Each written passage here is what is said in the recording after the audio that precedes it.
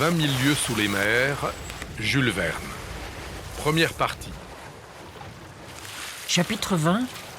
Quelques jours à terre. En quelques minutes, nous fûmes à une portée de fusil de la côte. Le sol était presque entièrement madréporique, mais certains lits de torrents desséchés, semés de débris granitiques, démontraient que cette île était due à une formation primordiale.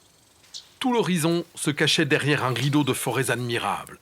Des arbres énormes, dont la taille atteignait parfois 200 pieds, se reliaient l'un à l'autre par des guirlandes de lianes, vrais hamacs naturels que berçait une brise légère.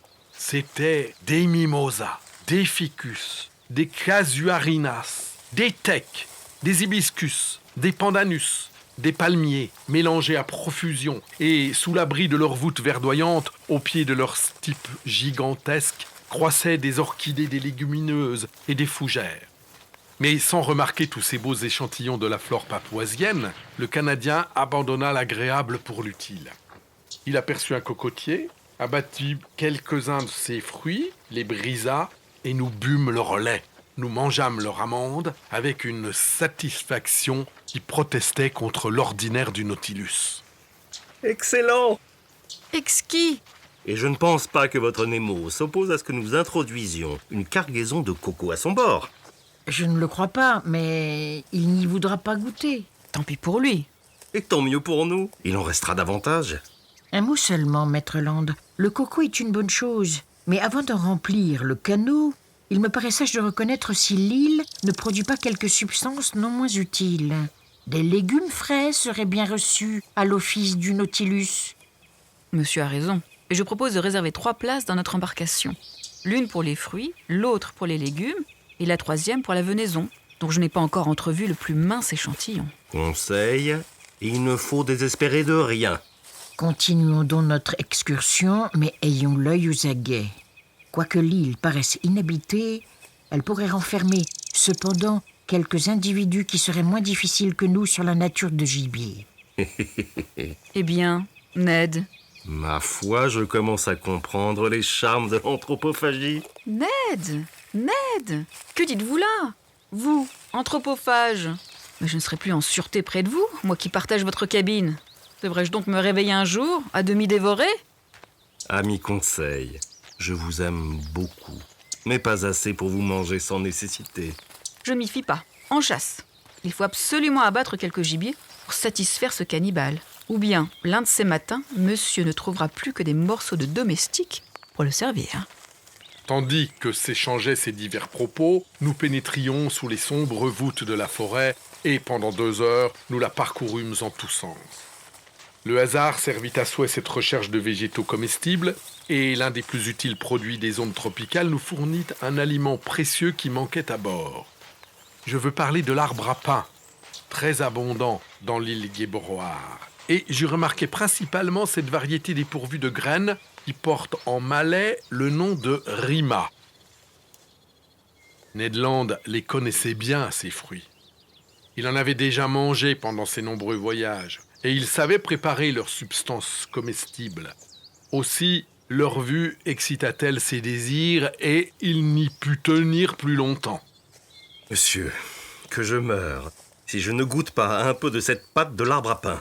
Goûtez, ami Ned, goûtez à votre aise. Nous sommes ici pour faire des expériences, faisons-les. Ce ne sera pas long.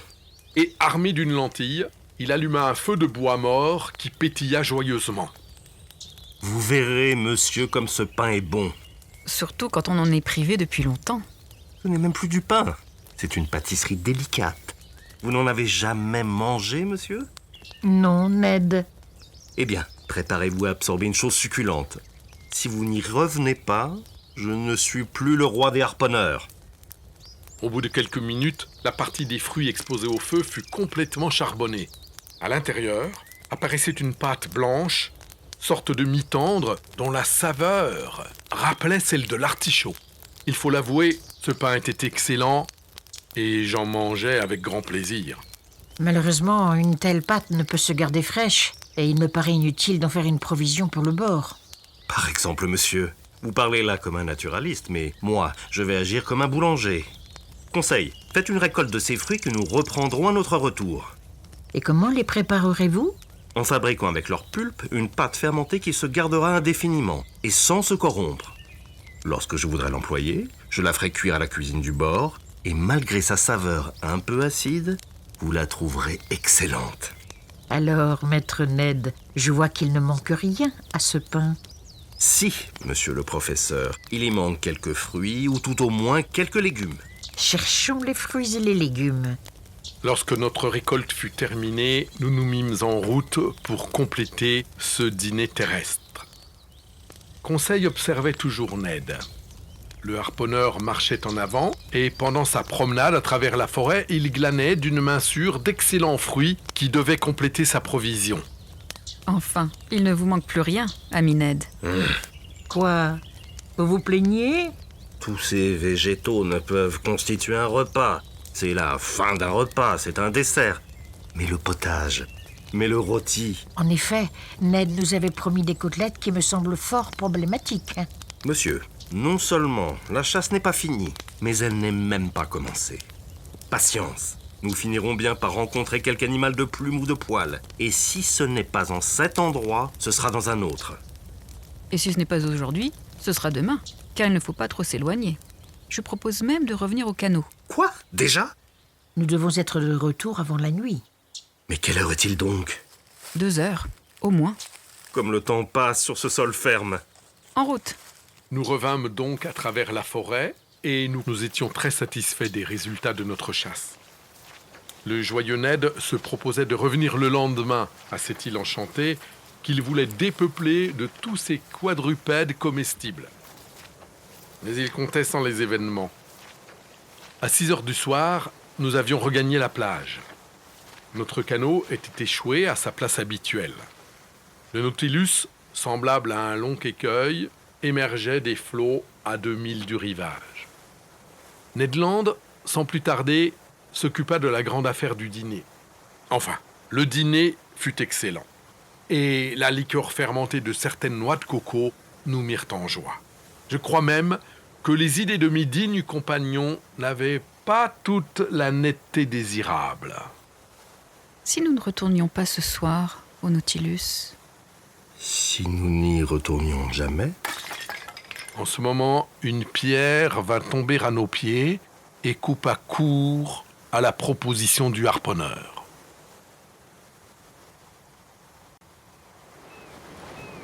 Chapitre 21. La foudre du capitaine Nemo. Nous avions regardé du côté de la forêt, sans nous lever, ma main s'arrêtant dans son mouvement vers ma bouche, celle de Ned Land achevant son office. Une pierre ne tombe pas du ciel. Ou bien elle mérite le nom d'aérolite. Une seconde pierre, soigneusement arrondie, qui enleva de la main de Conseil une savoureuse cuisse de ramier, donna encore plus de poids à son observation.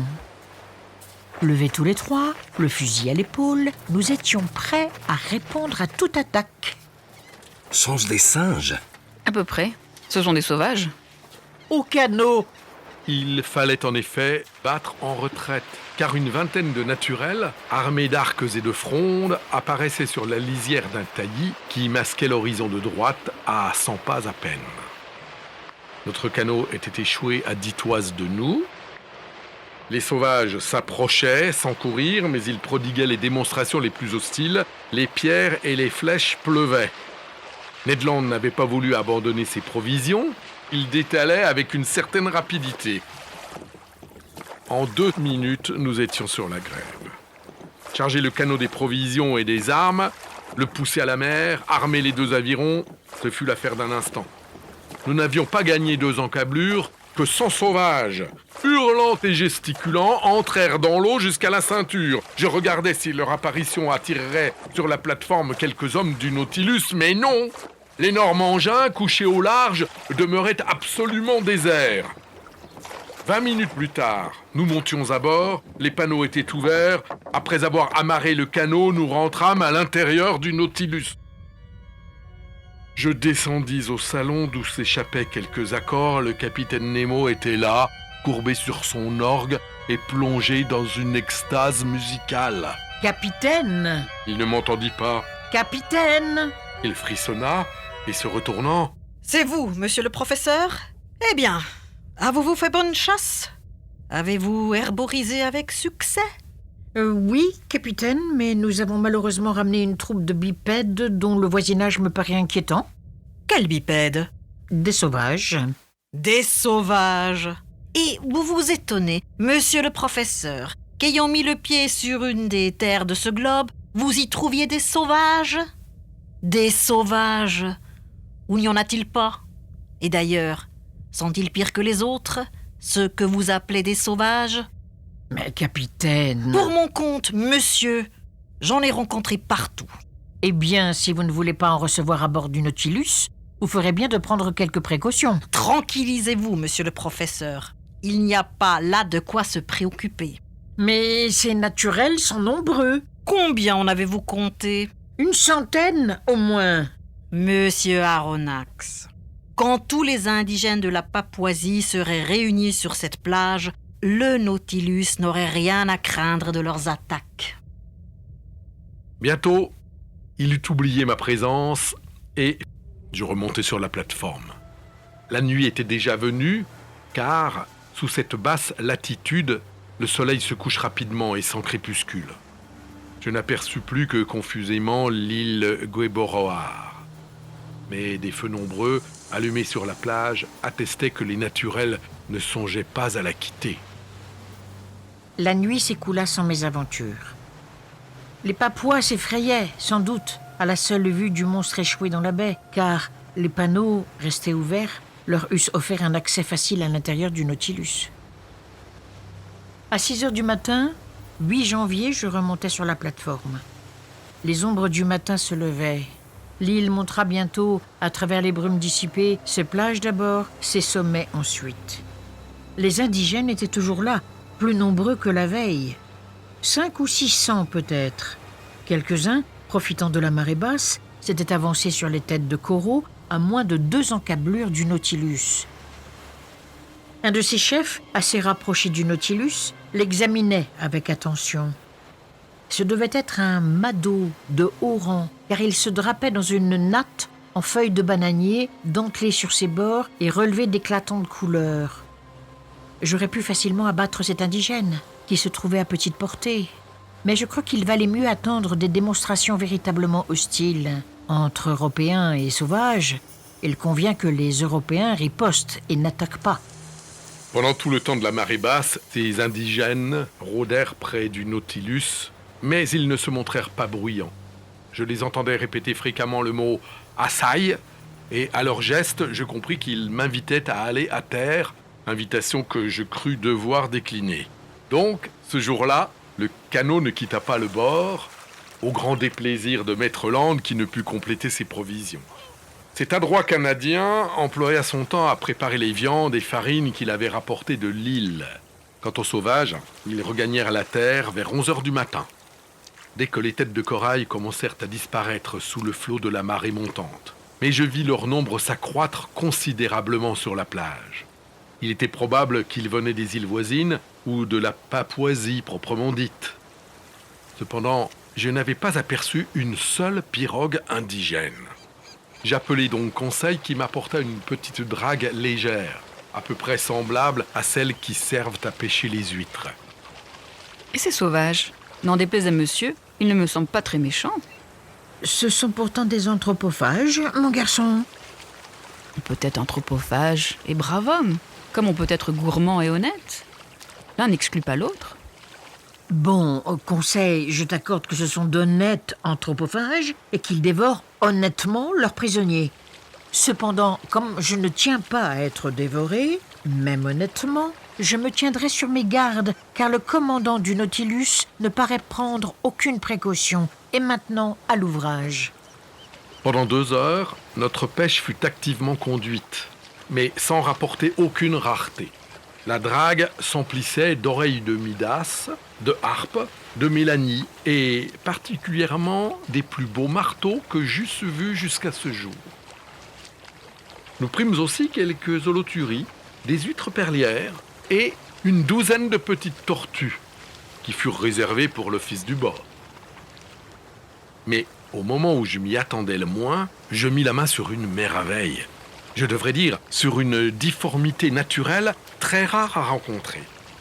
Conseil venait de donner un coup de drague et son appareil remontait, chargé de diverses coquilles assez ordinaires, quand tout d'un coup, il me vit plonger rapidement le bras dans le filet et retirer un coquillage et pousser un cri de conchyliologue, c'est-à-dire le cri le plus perçant que puisse produire un gosier humain. Hé, qu'a donc monsieur? Monsieur a-t-il été mordu?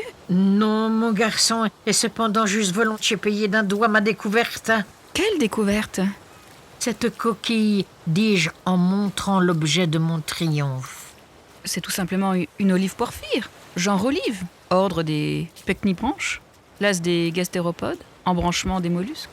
Oui, Conseil, mais au lieu d'être enroulée de droite à gauche, cette olive tourne de gauche à droite. Est-il possible? Oui, mon garçon, c'est une coquille sénestre. Une coquille sénestre? Regarde, ça spire. Monsieur peut m'en croire, mais je n'ai jamais éprouvé une émotion pareille. Il y avait de quoi être ému. Ces coquilles sont toutes dextres, à de rares exceptions. Et quand, par hasard, leur spire est sénestre, les amateurs les paient au poids de l'or. Conseil et moi, nous étions donc plongés dans la contemplation de nos trésors, et je me promettais bien d'en enrichir le muséum, quand une pierre, malencontreusement lancée par un indigène, vint briser le précieux objet dans la main de Conseil. Je poussai un cri de désespoir. Conseil se jeta sur mon fusil et visa un sauvage qui balançait sa fronde à 10 mètres de lui. Je voulus l'arrêter, mais son coup partit et brisa le bracelet d'amulette qui pendait au bras de l'indigène. Conseil! Conseil! Et quoi? Monsieur ne voit-il pas que ce cannibale a commencé l'attaque? Une coquille ne vaut pas la vie d'un homme. Ah, le gueux! J'aurais aimé qu'il me cassait l'épaule. Conseil était sincère, mais je ne fus pas de son avis. Cependant, la situation avait changé depuis quelques instants et nous ne nous en étions pas aperçus. Une vingtaine de pirogues entouraient alors le Nautilus.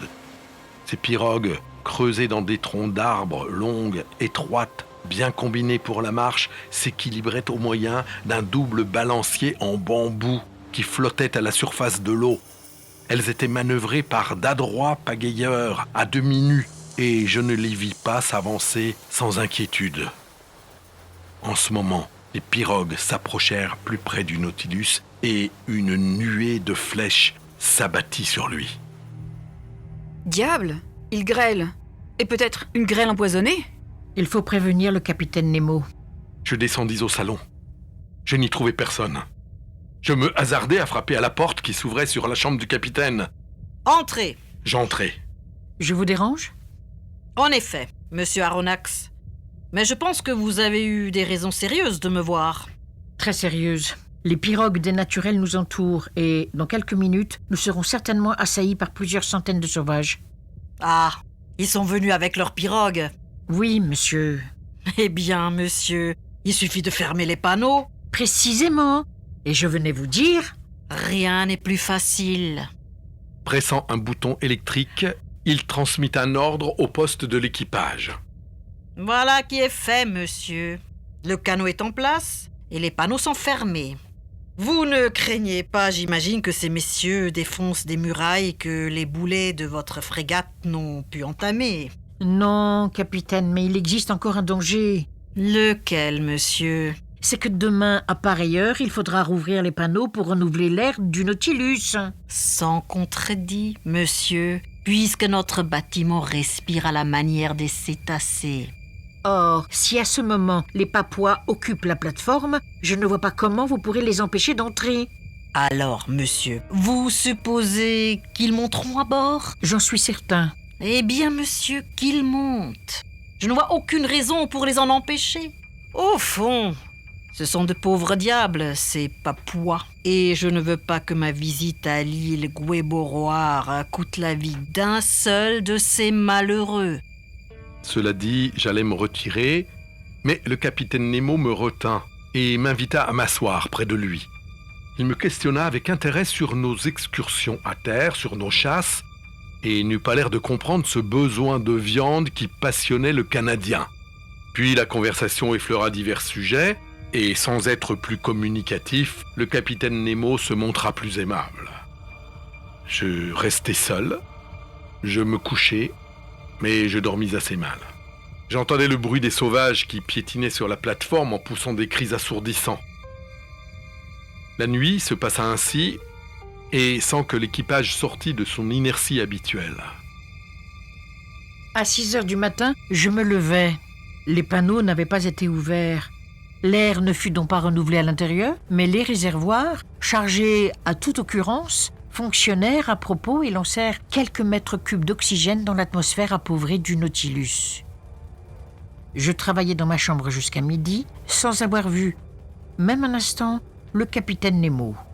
On ne paraissait faire à bord aucun préparatif de départ.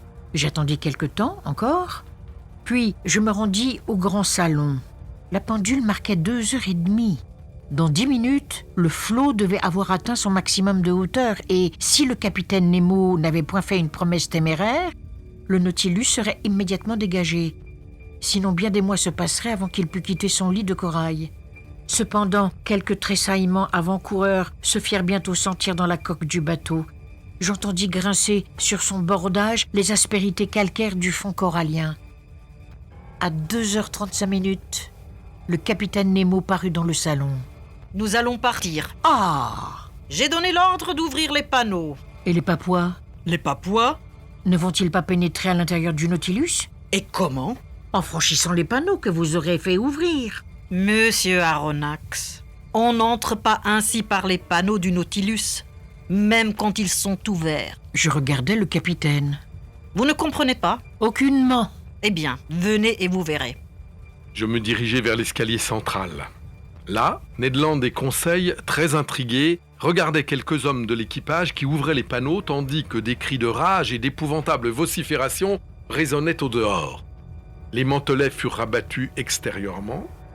20 figures horribles apparurent, mais le premier de ces indigènes qui mit la main sur la rampe de l'escalier, rejeté en arrière par je ne sais quelle force invisible, s'enfuit, poussant des cris affreux et faisant des gambades exorbitantes. 10 de ses compagnons lui succédèrent, 10 eurent le même sort. Conseil était dans l'extase. Ned Land, emporté par ses instincts violents, s'élança sur l'escalier. Mais dès qu'il eut saisi la rampe à 2 mains, il fut renversé à son tour. « Mille diables, je suis foudroyé. » Ce mot m'expliqua tout. Ce n'était plus une rampe, mais un câble de métal, tout chargé de l'électricité du bord, qui aboutissait à la plateforme. Quiconque la touchait ressentait une formidable secousse, et cette secousse eût été mortelle si le capitaine Nemo eût lancé dans ce conducteur tout le courant de ses appareils. On peut réellement dire qu'entre ses assaillants et lui, il avait tendu un réseau électrique que nul ne pouvait impunément franchir. Cependant, les Papouas épouvantés avaient battu en retraite, affolés de terreur. Nous, moitié riants, nous avons consolé et frictionné le malheureux Ned Land qui jurait comme un possédé. Et à ce moment, le Nautilus, soulevé par les dernières ondulations du flot, quitta son lit de corail à cette 40e minute exactement fixée par le capitaine. Son hélice battit les eaux avec une majestueuse lenteur. Sa vitesse s'accrut peu à peu et, naviguant à la surface de l'océan, il abandonna sain et sauf les dangereuses passes du détroit de Torres.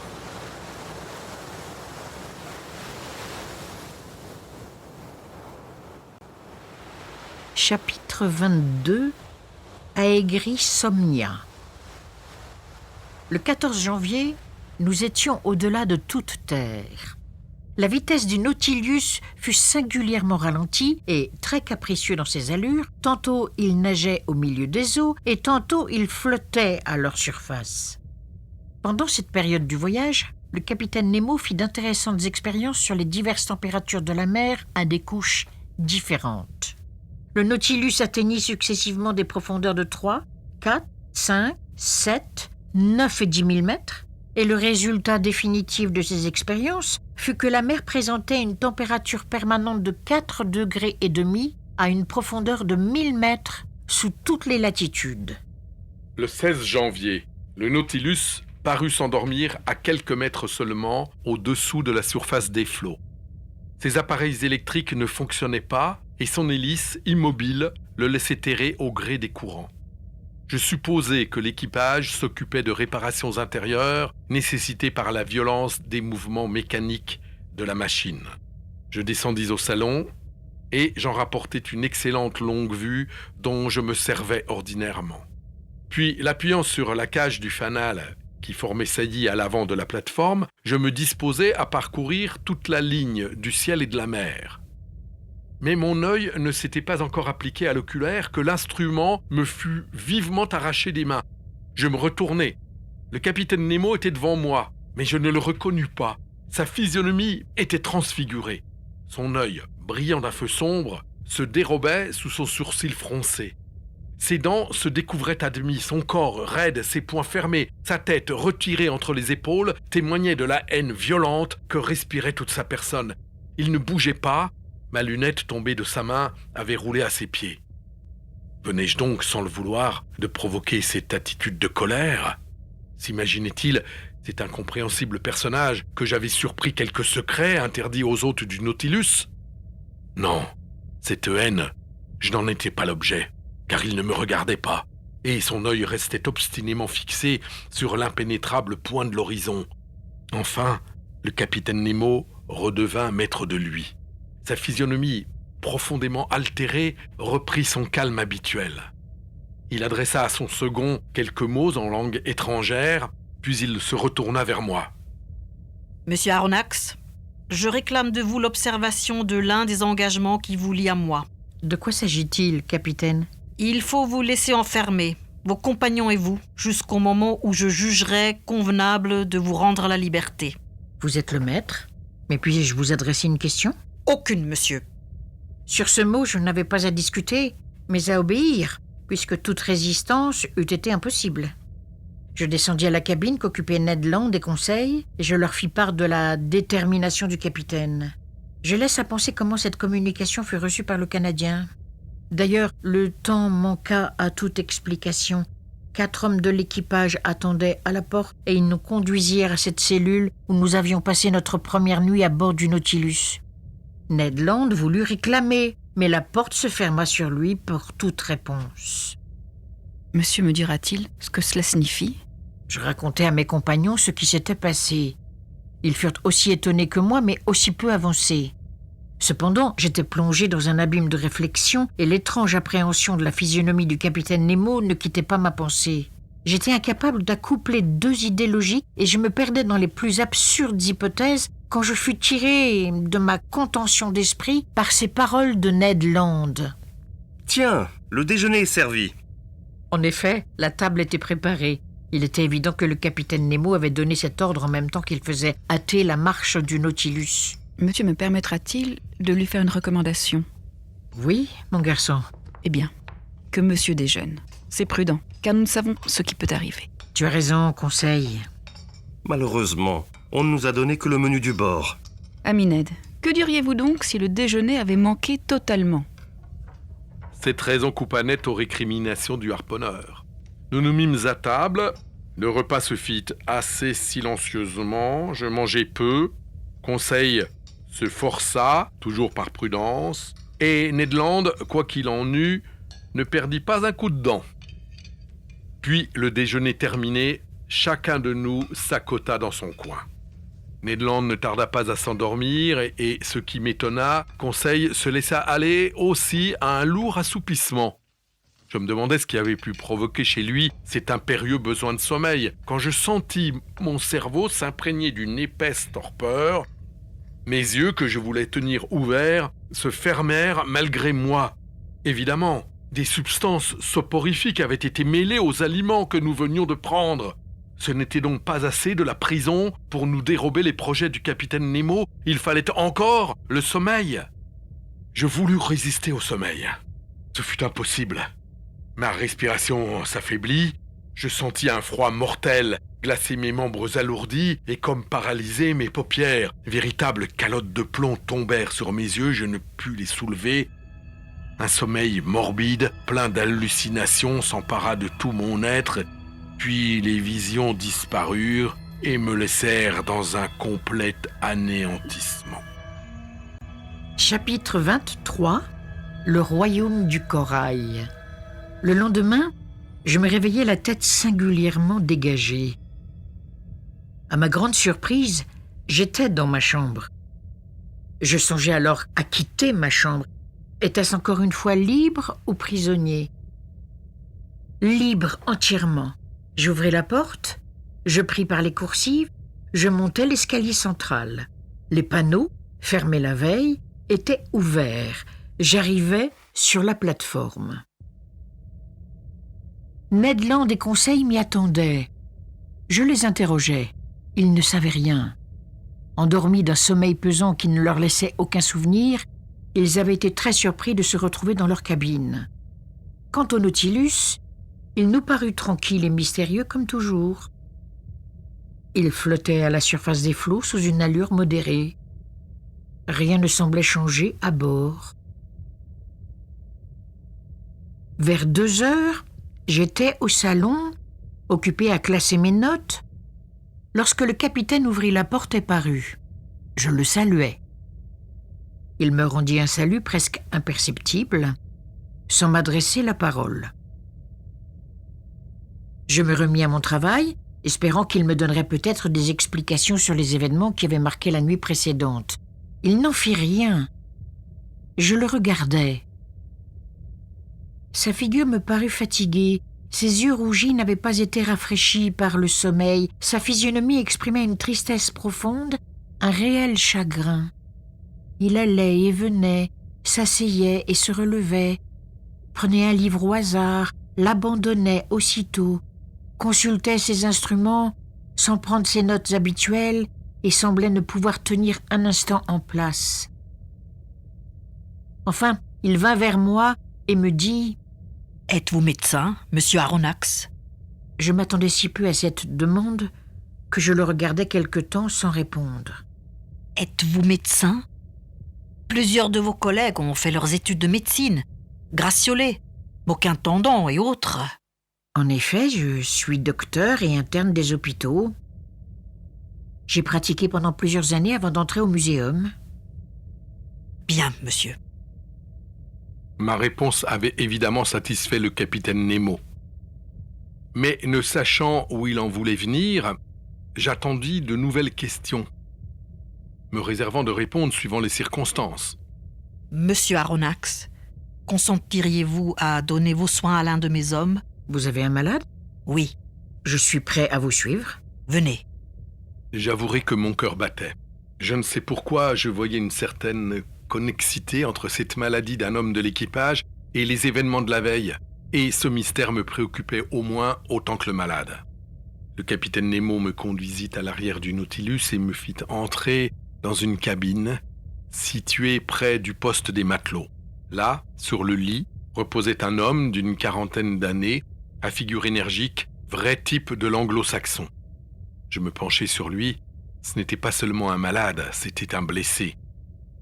Sa tête, emmaillotée de linge sanglant, reposait sur un double oreiller. Je détachai ses linges, et le blessé, regardant de ses grands yeux fixes, me laissa faire, sans proférer une seule plainte. La blessure était horrible. Le crâne, fracassé par un instrument contondant, montrait la cervelle à nu, et la substance cérébrale avait subi une attrition profonde. Des caillots sanguins s'étaient formés dans la masse diffluente qui affectait une couleur lit de vin. Il y avait eu à la fois contusion et commotion du cerveau. La respiration du malade était lente et quelques mouvements spasmodiques des muscles agitaient sa face. La phlegmatie cérébrale était complète et entraînait la paralysie du sentiment et du mouvement. Je pris le pouls du blessé. Il était intermittent. Les extrémités du corps se refroidissaient déjà et je vis que la mort s'approchait sans qu'il me parût possible de l'enrayer. Après avoir pansé ce malheureux, je rajustai les linges de sa tête et je me retournai vers le capitaine Nemo.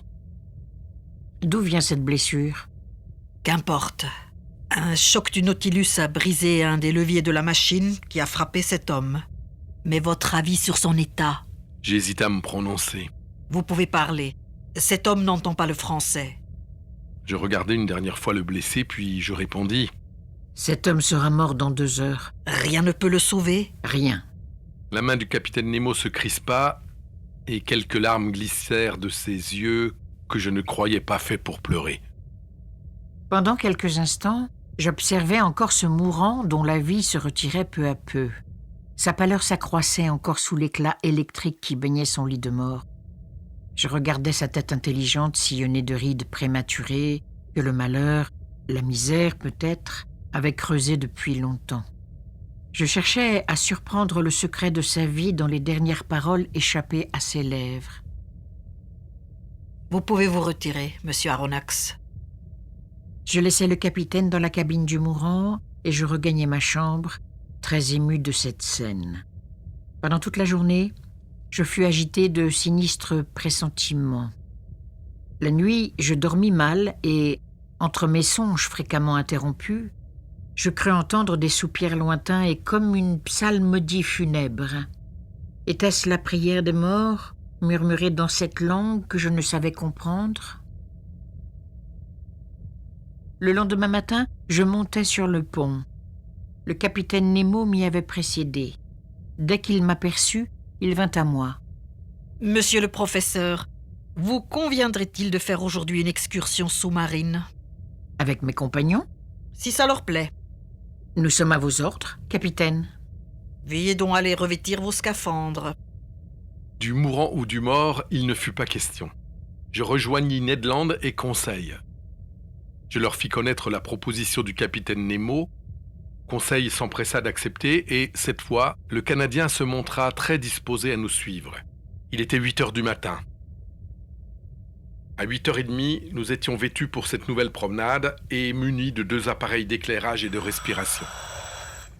La double porte fut ouverte et, accompagnés du capitaine Nemo, que suivait une douzaine d'hommes de l'équipage, nous prenions pied à une profondeur de 10 mètres sur le sol ferme où reposait le Nautilus. Une légère pente aboutissait à un fond accidenté par 15 brasses de profondeur environ. Ce fond différait complètement de celui que j'avais visité pendant ma première excursion sous les eaux de l'océan Pacifique. Ici, point de sable fin, point de prairies sous-marines, nulle forêt pélagienne. Je reconnus immédiatement cette région merveilleuse dont, ce jour-là, le capitaine Nemo nous faisait les honneurs. C'était le royaume du corail. Quel indescriptible spectacle! Ah, que nous ne pouvions-nous communiquer nos sensations. Pourquoi étions-nous emprisonnés sous ce masque de métal et de verre? Pourquoi les paroles nous étaient-elles interdites de l'un à l'autre? Que nous vivions-nous du moins de la vie de ces poissons qui peuplent le liquide élément, ou plutôt encore de celle de ces amphibies qui, pendant de longues heures, peuvent parcourir au gré de leurs caprices le double domaine de la terre et des eaux? Cependant, le capitaine Nemo s'était arrêté. Mes compagnons et moi, nous suspendîmes notre marche et, me retournant, je vis que ces hommes formaient un demi-cercle autour de leur chef. En regardant avec plus d'attention, j'observai que 4 d'entre eux portaient sur leurs épaules un objet de forme oblongue. Nous occupions, en cet endroit, le centre d'une vaste clairière, entourée par les hautes arborisations de la forêt sous-marine. Nos lampes projetaient sur cet espace une sorte de clarté crépusculaire qui allongeait démesurément les ombres sur le sol. À la limite de la clairière, l'obscurité redevenait profonde et ne recueillait que de petites étincelles retenues par les vives arêtes du corail. Ned Land et Conseil étaient près de moi. Nous regardions et il me vint à la pensée que j'allais assister à une scène étrange. En observant le sol, je vis qu'il était gonflé, en de certains points, par de légères extumescences encroûtées de dépôts calcaires et disposées avec une régularité qui trahissait la main de l'homme. Au milieu de la clairière, sur un piédestal de roc grossièrement entassé, se dressait une croix de corail qui étendait ses longs bras qu'on eût dit faits d'un sang pétrifié. Sur un signe du capitaine Nemo, un de ces hommes s'avança et à quelques pieds de la croix, il commença à creuser un trou avec une pioche qu'il détacha de sa ceinture. Je compris tout. Cette clairière, c'était un cimetière. Ce trou, une tombe. Cet objet oblong, le corps de l'homme mort dans la nuit. Le capitaine Nemo et les siens venaient enterrer leurs compagnons dans cette demeure commune, au fond de cet inaccessible océan. Non, jamais mon esprit ne fut surexcité à ce point. Jamais idée plus impressionnante n'envahirent mon cerveau. Je ne voulais pas voir ce que voyaient mes yeux. Cependant, la tombe se creusait lentement. Les poissons fuyaient, çà et là, leur retraite troublée. J'entendais résonner sur le sol calcaire le fer du pic qui étincelait parfois en heurtant quelques silex perdus au fond des eaux. Le trou s'allongeait, s'élargissait, et bientôt il fut assez profond pour recevoir le corps. Alors, les porteurs s'approchèrent. Le corps, enveloppé dans un tissu de byssus blanc, descendit dans sa humide tombe. Le capitaine Nemo, les bras croisés sur la poitrine, et tous les amis de celui qui les avait aimés s'agenouillèrent dans l'attitude de la prière. Mes 2 compagnons et moi, nous nous étions religieusement inclinés. La tombe fut alors recouverte des débris arrachés au sol qui formèrent un léger enflement. Quand ce fut fait, le capitaine Nemo et ses hommes se redressèrent. Puis, se rapprochant de la tombe, tous fléchirent encore le genou et tous étendirent leurs mains en signe de suprême adieu. Alors, la funèbre troupe reprit le chemin du Nautilus, repassant sous les arceaux de la forêt, au milieu des taillis, le long des buissons de corail et toujours montant. Enfin, les feux du bord apparurent. Leur traînée lumineuse nous guida jusqu'au Nautilus. À 1 heure, nous étions de retour. Dès que mes vêtements furent changés, je remontai sur la plateforme et, en proie à une terrible obsession d'idées, j'allai m'asseoir près du fanal. Le capitaine Nemo me rejoignit. Je me levai et lui dis « Ainsi, suivant mes prévisions, cet homme est mort dans la nuit Oui, monsieur Aronnax. et il repose maintenant près de ses compagnons dans ce cimetière de corail. Oui, oublié de tous, mais non de nous. Nous creusons la tombe et les polypes se chargent d'y sceller nos morts pour l'éternité. » et cachant d'un geste brusque son visage dans ses mains crispées, le capitaine essaya vainement de comprimer un sanglot. Puis il ajouta « C'est là, notre paisible cimetière, à quelques centaines de pieds au-dessous de la surface des flots. Vos morts y dorment, du moins tranquilles, capitaine, hors de l'atteinte des requins. Oui, monsieur, des requins et des hommes.